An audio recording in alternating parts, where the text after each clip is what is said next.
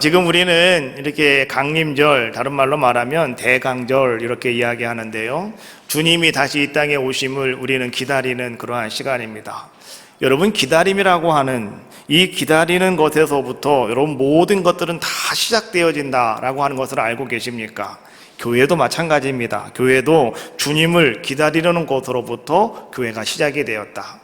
우리가 잘 알고 있는 사도행전 2장의 말씀에 보니까 초대교회가 이제는 잘 만들어지는, 처음에 탄생되어지는 모습을 우리에게 보여주고 있는데, 그때는 어떤 모습이었습니까? 예수님께서 이제는 승천하시면서 너희는 성령이 너희에게 임할 때까지 예루살렘을 떠나지 말고 너희는 그것을 기다려라 라고 말씀해 주셨죠. 그래서 제자들이 한 곳에 모였습니다. 그것이 바로 마가의 다락방이었고, 이제 그들이 열심히 모여서 기도하는 가운데, 간절히 기도하는 가운데, 이제는 열흘째 되는 날, 오순절이 되는 날, 하늘로부터 불 같은 것들이 그들의 머리 위에 임하였다. 그래서 성령의 충만함이 그들 가운데 임하게 되었고, 이제 비로소 교회라고 하는 것이 탄생하게 되어지는 모습을 우리에게 보여주고 있습니다. 하나님께서 또 우리 주님께서 약속하신 것을 기다리며 그 약속하신 것을 끝까지 믿고 붙잡는 사람을 통해서 하나님은요, 새로운 역사를 이루어 주십니다. 오늘 여러분의 삶도 마찬가지예요. 나에게 하나님이 약속하신 것이 있습니까? 그럼 그 약속을 꽉 붙잡고 여러분 기다리시는 거예요. 기다리는 그 사람을 통해서 하나님은 놀라운 아름다움을 여러분들의 삶 속에 펼쳐 주신다는 겁니다. 여러분, 우리의 영적인 삶도 마찬가지입니다. 내가 예수님을 믿고 내가 구원받은 자가 되었습니다. 내가 하나님의 자녀가 되었습니다. 나는 이제부터 내가 믿음으로 내가 그리스도인의 삶을 살아가겠습니다. 이렇게 우리는 고백을 합니다. 자, 그런데 여러분 가만히 보십시오. 내가 믿음을 가지고 내가 그리스도의 인의 삶을 살아간다고 하는 것, 이것은 내가 예수님 안에서 새롭게 피조물된 자의 모습으로서 새로운 삶을 살아가는 모습 아닙니까? 그런즉 이전 것은 지나갔으니 보라 새 것이 되었도다. 예수님 안에서 우리는 새로운 피조물이 되었어요. 새로운 무엇인가를 만들어갈 수 있는, 새로운 무엇인가를 출발할 수 있는 우리들의 모습이 되었다는 겁니다. 근데 중요한 것은 무엇이냐고 하면, 우리가 새로운 피조물이 되었을 때 오늘 우리 자신이 무엇인가 완벽한 존재로서 시작하는 것이 아니라 어딘가 좀 모가난 것이 있고 어딘가 좀 부족한 것이 있다 하더라도 오늘 나는 기다리는 자세로서 하나님이 나에게 허락하신 아름다운 은혜를 기다리는 자의 모습을 가지고 오늘 우리는 말이죠, 내가 하나님 안에서 내가 무엇이 된 것이 아니라 그저 되어져 가는 존재로서 오늘도 그 가정 가운데 내가 하나님을 바라보고 있다고 한다면, 오늘 여러분들은 하나님께서 큰 아름다운 역사를 이루실 수 있는 소망과 비전을 가지고 살아갈 수 있는 복된 자가 되어줄 수 있다는 거예요. 그래서 오늘 우리가 주님을 기다림으로 말미암아서 그 주님이 오늘 나에게 찾아오시고 또 내가 사모하며 기다리는 그 주님이 나와 함께 만남으로 말미암아서 그때 우리는 새로운 삶이 시작이 되어지고 새로운 역사가 시작이 되어지고 새로운 가정과 새로운 사업장의 역사가 나타날 것이고, 그 속에서 우리는 무엇을 경험할 수 있냐고 하면 하나님께서 우리에게 주시는 기쁨이 어떤 것인가 라고 하는 것을 우리는 거기서 맛보게 되어지는 귀한 자의 모습이 된다는 거예요. 성경 말씀을 바라보니까요, 하나님께서는 이 성경 말씀을 통해서 우리에게 무엇을 말씀해 주고 있냐고 하면, 그 기다림에 안전하게 완벽하게 준비된 사람들을 통해서 하나님은 또한 기다림의 복을 이어가고 계시다라고 하는 것을 우리에게 보여주고 계셔요. 누가복음 1장 말씀에 보니까 거기에는 사가랴라고 하는 사람의 이야기가 나오는데, 이 사가랴가 어떤 사람이었느냐, 누가복음 1장 5절 말씀에 이렇게 설명하고 있어요. 헤롯 때에 아비야 반열에 제사장 한 사람이 있었으니 이름은 사가랴요. 아내가 있었으니 그는 엘리사벳이었다라고 말씀해 주고 계셔요. 오늘 그들에게는 한 가지 소망이 있었습니다. 아이가 있는 것이었어요. 그러나 하나님께서 우리 가정에 하나님께서 귀한 아들을 귀한 자녀를 허락하실 것이다 라고 하는 믿음을 가지고 그들은 끝까지 그 약속을 붙잡고 기다리는 자들의 모습이었다라고 하는 것이죠. 어느 날 사가랴가 하나님 앞에서 제사장의 직분을 감당할 때가 되었습니다. 제사장들이 한두 명이 아니잖아요. 그러다가 보니까 이제는 성소에 들어가서 제사를 드리는 제사장들을요, 반열에 따라가지고 순서를 정했다는 거예요. 1조, 2조, 3조, 4조 이렇게 순서를 정했다는 거예요. 그래서 그 순서가 되어질 때 그 제사장이 그 성소 안에 들어가서 하나님 앞에 제사를 드리는 이런 모습이었단 말이죠. 그런데 그날이 어떤 날이었냐고 하면 바로 사가랴가 하나님 앞에 제사장의 직분을 감당하게 되는 날이었습니다. 그래서 그런 성소에 들어가서 하나님을 분향하고 있었는데, 그리고 많은 백성들은 다 밖에서 하나님 앞에 기도하고 있는 가운데 있었는데, 그때에 하나님의 천사가 바로 이 사가랴에게 나타났습니다. 그리고 사가랴에게 천사가 이야기했대요. 누가복음 1장 13절에 있는 말씀이에요. 사가랴야, 두려워하지 말아라. 네 간구를 주님께서 들어주셨다. 네 아내 엘리사벳이 너에게 아들을 낳아줄 것이니 그 이름을 요한이라 하여라. 그러면서 하나님은 또 천사를 통해서 이렇게 말씀하셔요. 네가 낳는 그 요한은 어떤 자의 모습이냐고 하면 15절 말씀에 보니까 주 앞에 큰 자가 될 것이다. 주가 누굽니까? 그들이 기다리고 있는 메시아예요. 예수 그리스도를 말하고 있는 거예요. 주님 앞에 와서 큰 자가 될 것이고, 17절 말씀해 보니까 엘리야의 능력과 심령과 능력으로 주 앞에 먼저 와서 주를 위하여 세운 백성을 준비하리라 라고 말씀해 주고 있어요. 오늘 이 요한은 어떤 자의 모습이었느냐? 오늘 이 사가랴가 그렇게 기다리면서 하나님의 은혜를 사모하고 있었을 때 하나님이 천사를 보내서 오늘 이 사가랴에게 네가 기다린 만큼, 네가 완전한 기다림의 모습을 가지고 있었으니 내가 너에게 그 기다림의 복을 주겠다라고 말씀하시면서 이제 요한이라고 하는 아들을 주겠다라고 말씀해 주고 계시고요. 그 요한은 어떤 자가 될 것이냐? 우리 모든 이스라엘 백성들이 기다리고 있는 메시아, 그 메시아부터 메시아 앞에 와서 큰 자가 될 것이고, 또 그에게는 엘리야의 심령과 엘리야의 능력과 같은 것이 있어서 이제 주님보다 먼저 앞에 와서 주님을 위하여 모든 백성들을 준비하게 하는, 다시 그 기다림을 아름답게 만들어 가게 하는 그런 자가 될 것이라고 하나님께서는 천사를 통해서 오늘 그 기다림의 완성을 이루고 있는, 준비 확실하게 된 오늘 이 사가랴를 통해서 하나님은 역사하고 계시더라라고 하는 거죠. 그때 사가랴는 천사가 하는 말을 들었을 때 사가랴는 마음속에 이런 생각을 하게 됩니다. 나는 늙은 사람인데, 나이가 많이 먹었다는 거죠. 그동안 너무너무 기다리다가 이제 때가 지나갔다, 이런 생각이었고요. 또 한 가지는 뭐냐고 하면 나뿐만이 아니라 내 아내도 나이가 많은데요. 그때 천사가 사가랴에게 말하죠. 왜?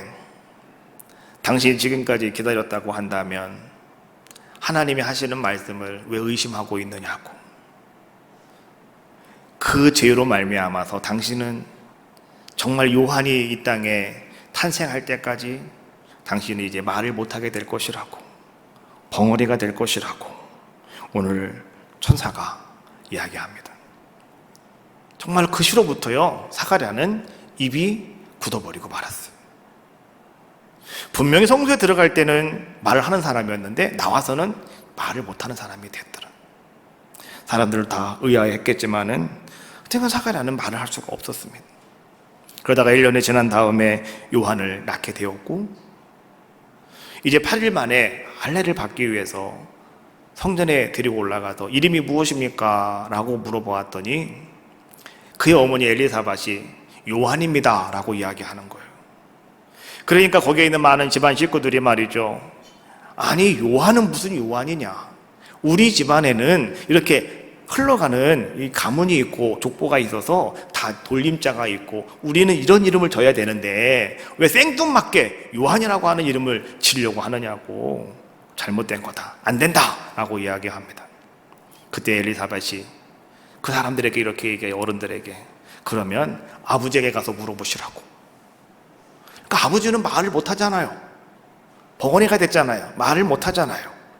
그래서 사람들이 좋다. 그러면 우리 사가랴에게 가서 물어보자. 아버지니까 가서 물어보자. 그래가지고 가서 어떻게 했다고 그럽니까? 누가복음 1장 63절과 64절 말씀해 보니까 그가 서판을 달라 하여 이름을 요한이라 쓰니 씀에 다 놀랍게 여기더라 라고 말씀해 나와요. 갖다 종이 이게 글자를 쓸 수 있는 칠판을 갖다가 하나 그 석판을 갖다가 주었단 말이에요. 이름이 뭐라고 그럴 거냐 한번 써봐라. 그랬더니 거기다가 요한이라고 썼다는 거죠. 그래서 사람들이 전부 다 깜짝 놀랐다는 말이죠. 엄마도 요한이라고 그러더니 아버지도 요한이라고 그러네. 그러니까 다른 식구들이 이제는 더 이상 거기에 대한 말이 없었고요. 더 중요한 것은 뭐냐고 하면 이제 아버지 사가랴가 요한이라고 하는 말을 석판에 싹 기록하였을 때 그때 사가랴의 입이 열어지면서 혀가 풀어지면서 그때부터 사가랴가 말을 하기 시작하였고 사가랴가 첫 번째 하는 말이 하나님 감사합니다. 하나님 축복해 주셔서 감사합니다. 사가랴는 그렇게 하나님을 찬송하며 찬양하는 자의 모습이었다 라고 성경은 우리에게 말씀해 주고 있어요. 그래서 이 땅에 탄생한 사람이 누구냐? 바로 세례 요한입니다. 세례 요한은 여러분이 잘 알고 있는 것처럼 요단강에서 막 사람들에게 회개하라, 천국이 가까웠다 전파하면서 그래서 나오는 사람들, 회개하고자 나오는 사람들에게 물로 세례를 베푼 사람이 바로 세례 요한이었습니다. 수많은 사람들이 세례 요한 앞으로 나와가지고 세례를 받으면서 그들의 죄를 사함받고 정말로 그들이 회개하는 그런 자들의 모습이 되었다는 것이죠. 예루살렘에 살고 있던 제사장들과 레위 사람들에게 한 가지 궁금증이 생겼습니다. 무엇이냐고 하면 도대체 이 세례 요한은 누구냐라고 하는 거예요. 그래서 오늘 이 사람들이 말이죠, 한 사람을 선택을 해서 네가 가서 한번 물어보고 와라. 그래가지고 사람들을 세례 요한에게 보냅니다. 왜 그러냐고 하면 혹시 이 세례 요한이 우리가 그렇게 기다리고 있는 메시아는 아닐까, 이런 생각에 있어서 가서 이제 물어보는 거죠.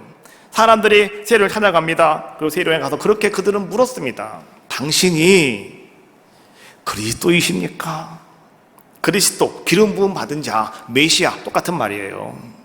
당신이 바로 우리가 기다리는 그 메시아이십니까? 라고 물었더니 세례 요한이 아닙니다 라고 얘기하는 거예요. 그럼 당신은 엘리야이십니까? 라고 물었더니 세례 요한이 아닙니다 라고 또 얘기하는 거예요. 그럼 당신은 예언자이십니까? 라고 물었더니 세례 요한이 또 아닙니다 라고 이야기해요. 그래서 세례 요한이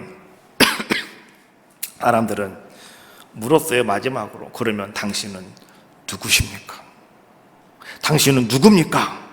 라고 이렇게 물었더니 세례 요한이요, 이사야 선지자가 예언하였던 말씀을 가지고 자기 자신을 소개합니다. 이사야 40장 3절 말씀해 보니까 외치는 자의 소리요 이르되 너는 광야에서 여호와의 길을 예비하라, 사막에서 우리 하나님의 대로를 평탄케 하여라. 이 말씀을 인용하면서 말이죠, 오늘 세례 요한은 이렇게 말합니다. 나는 선지자 이사야의 말과 같이 주의 길을 곧게 하라고 광야에서 외치는 자의 소리입니다 라고 자기 자신을 소개하고 있는 거예요. 세례 요한은 나는 주의 길을 곧게 하려고, 주님이 오시는 그 길을 평탄하게 만들어 드리기 위해서 나는 광야에서 외치는 소리입니다. 그럼 우리는 한 가지 생각해 볼 것이 있죠. 왜 세례 요한은 주님이 오신다고 한다면 예루살렘 성문 앞에 가서 사람들에게 외쳐야 되는 것이지 왜 광야에 가서 외치는 소리라고 말씀해 주고 있을까라고 하는 거예요. 광야라고 하는 것은 예루살렘과 좀 대조되는 그러한 장소가 바로 광야였습니다. 예루살렘이라고 하는 것은 여러분 어떤 곳이었습니까? 거기는요, 인간들이 만든 제도가 우상의 자리에 앉아있는 곳, 그것이 바로 예루살렘이었고, 또 문명의 장소, 권력의 장소, 기득권과 부로 가득한 장소, 아주 화려한 곳, 그러므로 말미암아 또 부패한 곳, 그것이 어디였느냐? 거기가 바로 예루살렘이었습니다. 그러나 광야는 어떤 곳이었냐고 하면 그와 반대였죠. 광야는 가난이 있는 곳이었습니다. 거기는 결핍한 곳이었습니다. 거기는 문명이 없는 비문명이었습니다. 거기는 뭔가 야만, 광야니까 뭐 야만스러운 뭐 이런 장소를 대표하고 있는 것이 바로 광야였고요. 또 광야라고 하는 것은 어떤 모습이었냐고 하면 우리가 뭔가 시험을 당하는 장소, 거기가 또한 광야였다. 아무런 기득권이 없는 곳, 황폐한 곳, 그 다음에 시련과 고난과 절망의 장소, 바로 그것이 광야였다. 오늘 세례요한은 그 광야에서 외치는 자의 소리가 되었다. 나는 소리라고 오늘 그 자신을 그렇게 자기는 소개하고 있는 모습을 우리에게 보여주고 있는 거예요. 성경에 보면 이 광야는요, 또 하나님께서 구원의 아름다운 계획을 이루어 가시는 곳과 깊은 연관성을 가지고 있는 것이 어디였느냐? 광야였다. 알고 계신 것처럼 출애굽을 할 때 이스라엘 백성들을 훈련시킨 장소가 어디였습니까? 광야였습니다. 40년 동안 그들은 훈련을 받는 곳이 바로 광야 생활이었고요. 또 모세가 하나님을 만났던 장소가 어디였느냐? 거기가 또한 광야였습니다. 예수님께서 사역을 하시기 전에 마귀에게 시험 받았던 곳이 어디였느냐? 또 거기도 광야였습니다. 그래서 사람들은 그렇게 얘기합니다. 야훼 종교는, 이 하나님 종교는 바로 이 광야의 종교였다라고 말하기도 합니다. 더 나아가서 여러분, 예루살렘이라고 하는 것은요, 모든 사람들의 권력과 사람들의 명예와 사람들의 신과 사람들의 능력, 뭐 이런 것들로 말미암아서요, 하늘문을 닫아버린 곳이 바로 예루살렘이었습니다. 어찌 보면 거기가 하늘문이 활짝 열린 것 같은 곳이었는데, 그런데 사람들의 권력과 뭐 이런 것들로 하늘문을 닫아버린 곳이었고요. 광야는 그에 반하여서 하늘문이 활짝 열려있는 곳이 어디였느냐? 거기가 바로 광야였더라라고 하는 거죠. 그래서 도리어 이 광야에서 살아가는 사람들에게 어찌 보면 더 소망이 있다라고 하는 것도 우리는 한번 이 시간에 생각해 보자라고 하는 거예요. 우리는 하나님께서 우리에게 허락하신 아주 좋고 귀하고 아름답고 복된 곳에 살아가면 나는 여한이 없습니다 라고 말할 수 있겠지만은, 그러나 여러분, 그것은 어쩌면 하늘문이 닫혔을 수도 있습니다. 그러나 하늘문이 활짝 열려있는 광야와 같은 그곳, 내가 그곳에 서 있다고 한다면 오늘 우리에게는요, 소망이 있는 거 아니겠습니까? 바로 이 광야에서 주님의 오심을 준비하라고 외치는 소리가 있었으니 그가 바로 누구였느냐? 세례 요한이었다라고 하는 거예요. 나는 소리요 빈들에서 외치는 소리요 그의 길을 예비하라고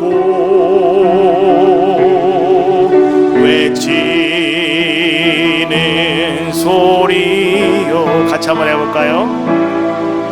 나는 소리요 빈들에서 외치는 소리요 그의 길을 예비하라고 외치는 소리요 나는 물로 세례를 주나 그는 성령으로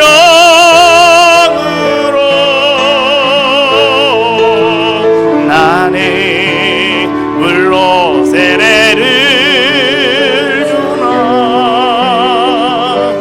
그는 불러 주리 그는 곧 하나님의 아들 그는 곧 하나님의 아들 그리스도라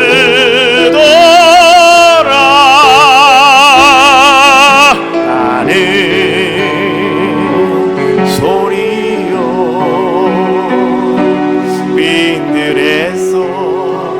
외치는 소리요 그의 길을 예비하라고 외치는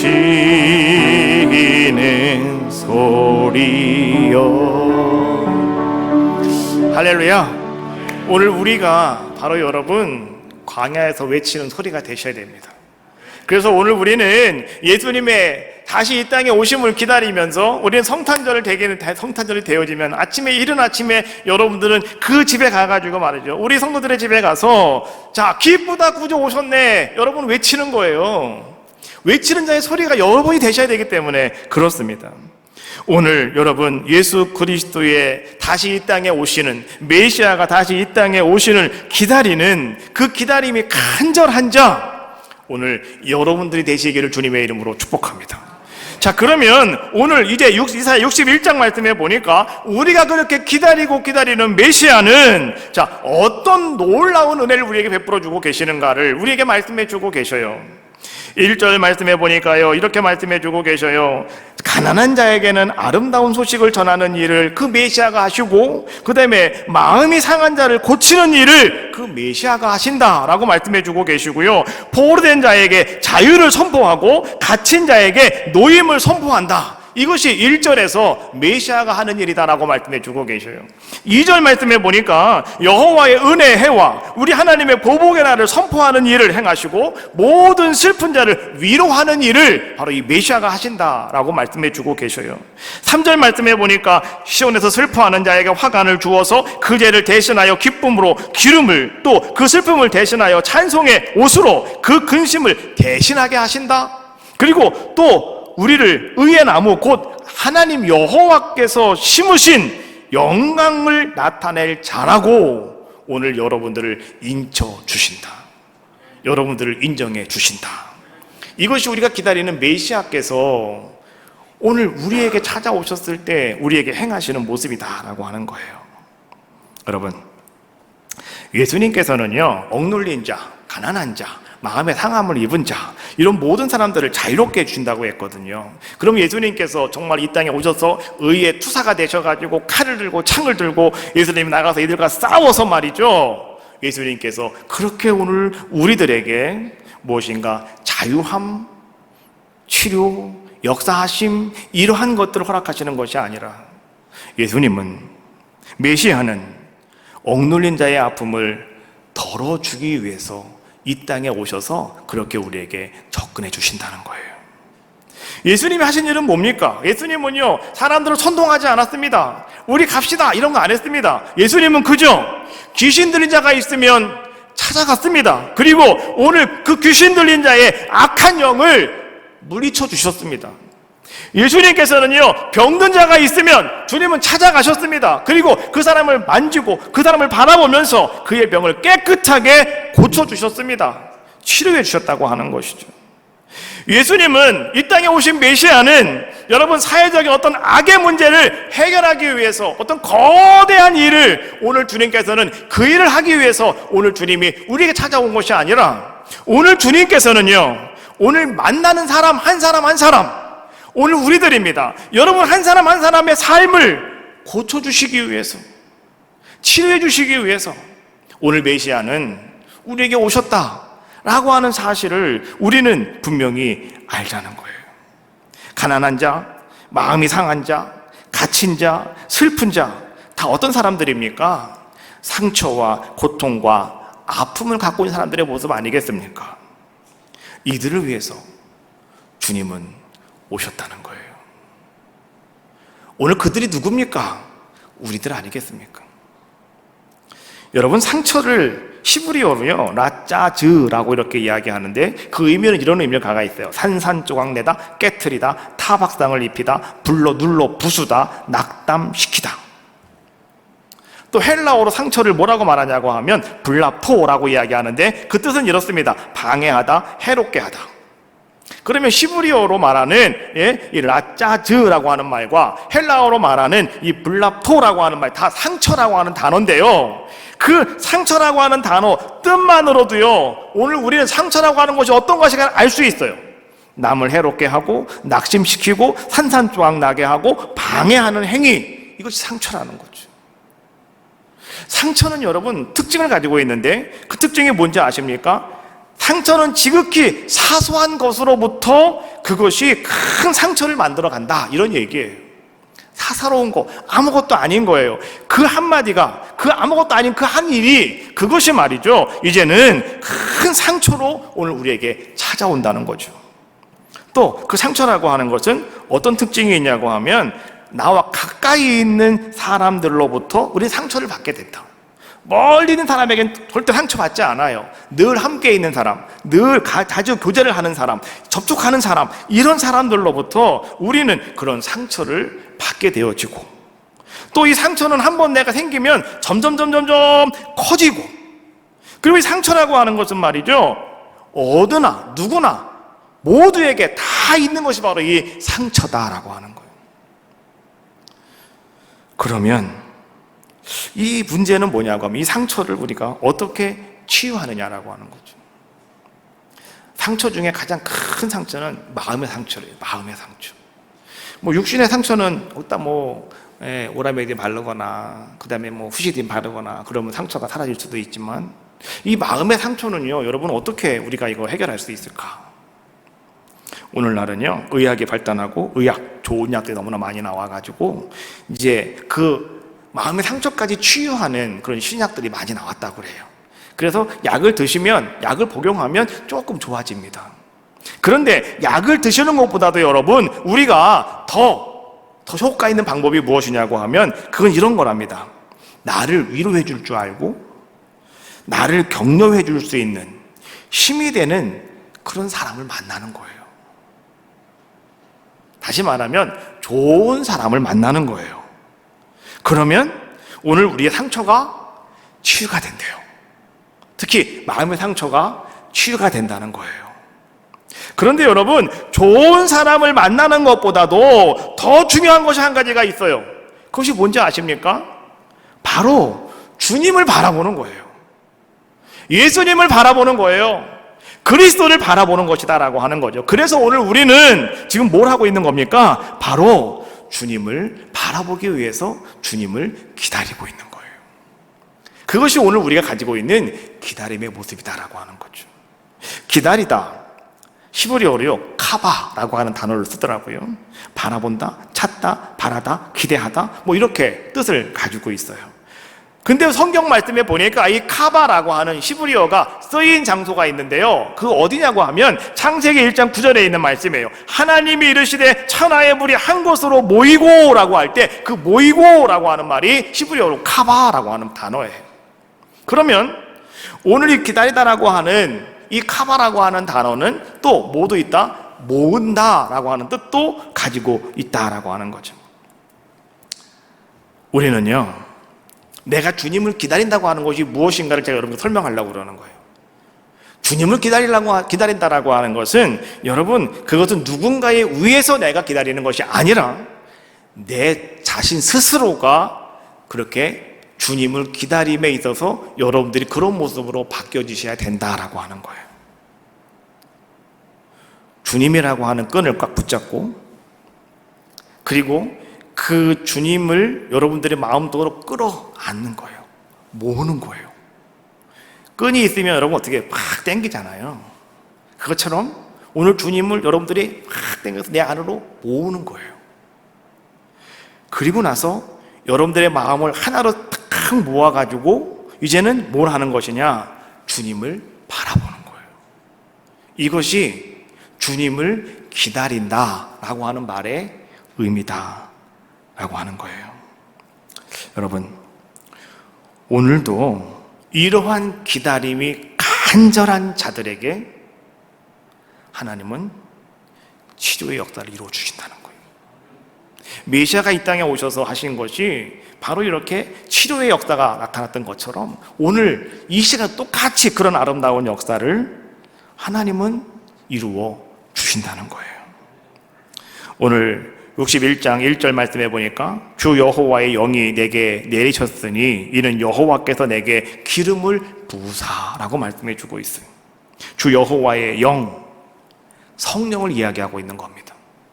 성령이 임하고 성령의 기름을 부으실 때 강력한 치유의 역사가 나타난다는 거예요. 오늘 여러분이 이 얘기는 딴 사람 얘기 아니고 여러분에게 하시고 있는 말씀이에요. 하나님께서 오늘 성령을 여러분들 가운데 부어주시며 성령이 여러분들에게 기름같이 부어주실 때 오늘 우리는요, 오늘 메시아가 이 땅에 오셔서 여러분들 그런 간절한 마음으로 기다림이 있다고 한다면 오늘 여러분들에게 이런 강력한 치유의 역사, 치료의 역사가 오늘 여러분들에게 나타난다, 이런 얘기예요. 이 강림절에, 대림절에 우리는요, 아 기쁘다, 주 오셨네, 축하해요 예수님, 이게 아니라는 거예요. 주님이, 기다리던 주님이 오늘 여러분들에게 찾아오셨을 때 오늘 성령을 통해서 여러분들을 깨끗하게 치유하시고 여러분들을 깨끗하게 어떻게 하신다는 거예요? 치료해 주신다는 거예요. 그것이 바로 오늘 우리가 가져야 될, 우리가 사모해야 될, 우리가 기다려야 될 주님의 모습이다라고 하는 거예요. 사도행전 10장 38절 말씀해 보니까 하나님이 나사렛 예수에게 성령과 능력을 기름 붓듯 하셨음에 라고 말씀해 주고 있어요. 하나님께서 나사렛 예수님에게 성령과 능력을 기름 붓듯 하여 주셨다. 그래서 예수님이 어떻게 했다고 합니까? 예수님께서 그가 예수님이 두루 다니시며 선한 일을 행하시고 마귀에게 눌린 모든 사람들을 고치셨으니 이는 하나님이 함께 하셨습니다. 오늘 여러분들이 말이죠, 간절한 기다림이 있습니까? 그러면 오늘 여러분들에게 주님은 찾아오실 것이고 그 주님이 오늘 여러분들을 그렇게 치료해 주시고 오늘 여러분들을 고치신다라고 하는 말씀이에요. 왜요? 그분은 하나님과 함께 하신 메시아시기 때문에. 그래서 바울은 이렇게 말합니다. 로마서 8장 11절 말씀해 보니까 예수를 죽은 자 가운데서 살리신 이의 영이 너희 안에 거하시면 그리스도 예수를 죽은 자 가운데서 살리신 이가 너희 안에 거하시는 그의 영으로 말미암아 너희 죽을 몸도 살리시리라. 할렐루야. 우리 분명히 아셔야 되는 거예요. 오늘 예수님을 죽은 자 가운데서 살리신 이의 영, 성령님이란 말이에요. 그 성령님께서 우리 안에 거하시면 오늘 우리도 어떤 사람이 되어지느냐? 내가 비록 지금 큰 고통 가운데 있고 내가 비록 지금 큰 어려움 속에 처해 있다 하더라도 오늘 그 성령께서 여러분들을 강력하게 치유해 주신다는 거예요. 고쳐주신다는 거예요. 이번 강림절에, 이번 대림절에, 대강절에 여러분들에게 이런 아름다운 은혜가 임하시기를 주님의 이름으로 축복합니다. 그래서 저는 늘 기도하고 있어요. 하나님 치료해 주세요. 하나님 고쳐주세요. 기도하고 있는 거예요. 여러분 무엇 때문에 여러분들이 말이죠, 나는 안 된다고 생각하십니까? 나는 더 이상 안 된다고 생각하시는 분 계십니까? 병원에 그렇게 가도 안 된다고 생각하시는 분 계십니까? 오늘 여러분에게 기다림이 간절하시면, 그 기다림이 간절하시면 오늘 하나님이 치료하십니다. 오늘 그 메시아가 여러분의 모든 것 다 깨끗하게 치료하시고 여러분 살리시는 놀라운 역사가 여러분들 가운데 나타날 줄로 믿습니다. 복음이라고 하는 건 하나님 말씀이에요. 주님 말씀이 복음입니다. 그래서 그것은 아름다운 소식이다 라고 이렇게 이야기하죠. 근데 여러분 그 복음 속에는요, 치유와 능력, 회복의 능력이 있는 것 여러분 알고 계시죠? 복음 속에 그 능력이 있는 겁니다. 그래서 그 말씀 속에는 여러분들을 힘들게 하고 여러분들을 자꾸 끄집어내고 있는 이 귀신과 어둠의 영을 물리치시고요, 이 귀신의 권세를 내쫓을 수 있는 아름다운 권세가 그 복음 속에 들어가 있는 거예요. 예수님 말씀 속에 들어가 있다는 거예요. 그래서 여러분들이 말이죠, 내가 기다림이 간절한 모습을 가지고 여러분들이 예수님을 기다리고 계십니까? 그러면 그 주님이 여러분들에게 오셔서 여러분들에게 말씀하실 때 그 말씀이 복음이 되는 것이고 그 복음이 오늘 여러분들을 깨끗하게 치유하시고 여러분들을 회복시켜 주실 줄로 믿습니다.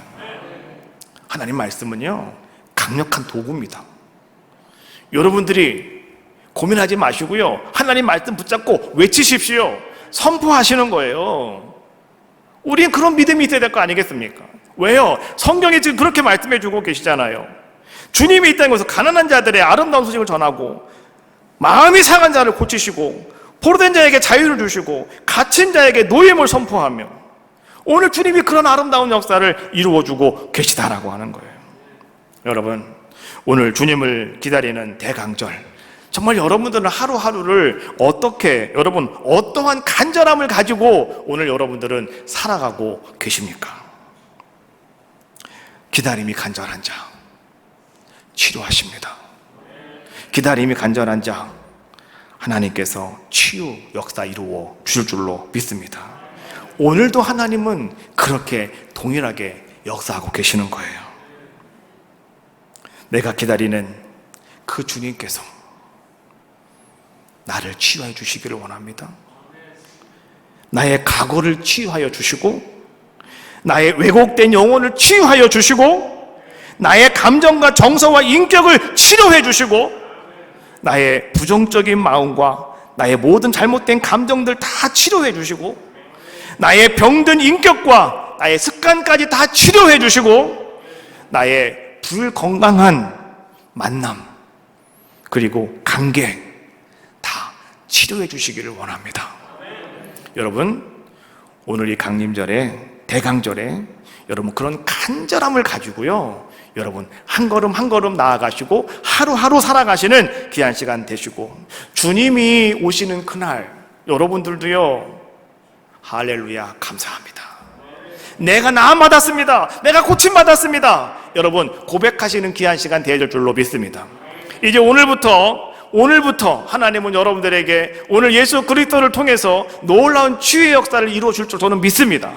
여러분들 고민하지 마시고요, 실망하지 마시고요, 절망하지 마시고요, 오늘 말씀 붙잡으십시오. 말씀 속에 복음이라고 그랬잖아요. 이 말씀이 오늘 나를 제어하시면 되는 거예요. 나는 믿습니다 라고 한다면 오늘 그 말씀이 여러분들을 치유하시고 여러분들을 치료해 주시고 여러분들을 다시 세워 주실 줄로 믿습니다. 그 놀라운 은혜가 오늘 이 시간에 여러분 기도하다가 오늘 여러분에게 불일 듯 일어나고요, 성령의 뜨거운 역사가 여러분 심령 속에 드러나시기를 주님의 이름으로 축복합니다. 내 손을 주께 높이 듭니다. 찬양하시고요, 통성으로 기도하겠습니다.